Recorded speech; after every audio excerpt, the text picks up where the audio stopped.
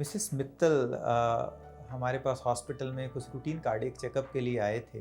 जब उनका इकोकार्डियोग्राफी हो रहा था, सडनली जो डॉक्टर इकोकार्डियोग्राफी कर रहे थे उन्होंने रिकॉग्नाइज़ किया कि इनको अचानक से बोलने समझने में दिक्कत हो गई और बॉडी का राइट साइड का मूवमेंट सडनली कम हो गया है। मैं इंदु अलीगढ़ से अपने हार्ट की इको करवाने बीएल के मैक्स में आई थी, लेकिन स्ट्रेचर पर लेटते ही मेरे को पैरालिसिस हो गया।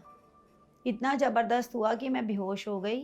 इमीडिएटली कॉल दी गई, विदिन 5 मिनट्स मैं पेशेंट तक पहुंचा और हमने जब एग्जामिन किया तो हमें लगा ये लकवे का लक्षण है, क्योंकि ऑलरेडी पेशेंट एक हार्ट पेशेंट थे। तो हमने ये मान के चले कि हार्ट से क्लॉट गया होगा ब्रेन में, जिसकी वजह से कि ब्रेन को ऑक्सीजन ना मिलने की वजह से ऐसा लकवा या फालिश हुआ है। We came to know that मेरी मदर को पैरालाइज अटैक पड़ा था एंड उनके ब्रेन में क्लॉट्स हो गए थे, जिसकी वजह से वो बेहोश हो गई थी and she was not able to recognise us also. ये एक अलग टाइप का केस था, बिकॉज हॉस्पिटल में पेशेंट को स्ट्रोक हुआ था और पेशेंट ऑलरेडी ब्लड थिनर ले रहा था। तो जो खून पतला करने की दवाई जनरली हम लकवे में देते हैं वो नहीं दे सकते थे। विद आवर कंसेंट उन्होंने हमें सारी, पहले तो डॉक्टर विनीत बांगा ने बहुत थॉरोली प्रॉब्लम सारी बताई कि मेरी मदर को एक्चुअल में हुआ क्या है after the CT scan diagnose.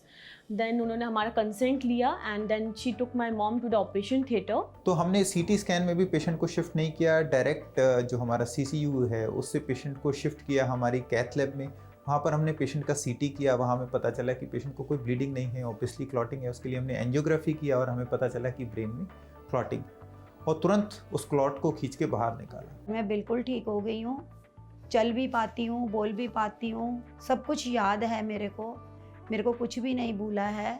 तो लकवा होने के तकरीबन 1 घंटे के अंदर पेशेंट का हमने क्लॉट निकाल के ऑपरेशन कंप्लीट कर दिया और रिजल्ट ये था कि पेशेंट इमीडिएटली इंप्रूव होने लगा। इट्स वेरी इंपॉर्टेंट कि स्ट्रोक का ट्रीटमेंट टाइमली किया जाए।